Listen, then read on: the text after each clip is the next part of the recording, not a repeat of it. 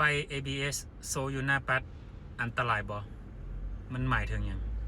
มาฟังคลิปนี้จะมีคำตอบนะก่อนอื่นต้องทำความเข้าใจก่อนว่า ABS เป็นหยัง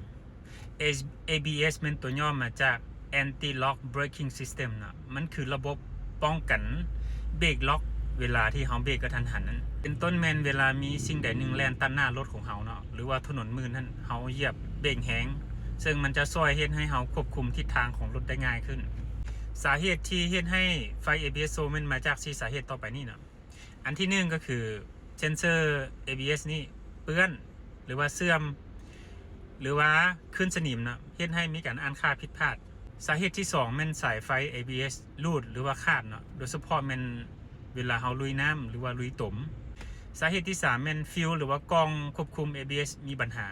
สาเหตุที่4แม่นเปลี่ยนยางหรือว่าล้อแม็กบ่ตรงกับสเปคของรถเนาะบางทีก็ใหญ่โพดบางทีก็น้อยโพดในเวลาไฟ ABS โซนี่เฮาควรเฮ็ดจังได๋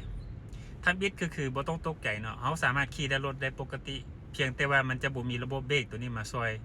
ฉะนั้นให้หลีกเลี่ยงเวลาที่เฮาเหยียบเบรกกระทันหันนั้นเท่านั้นเพื่อบ่ให้ล้อมันล็อกอันที่2ก็คือแนะนำให้เอารถไปกวดเช็คเนาะจะมีเครื่องสแกนกวดเบิ่งว่ามันเป็นน้ำเซ็นเซอร์ตัวใดหรือว่าเป็นน้ำกล้องควบคุมบ่หรือว่าเป็นน้ำสายไฟมันขาดบ่สรุปสั้นๆ ABS โซ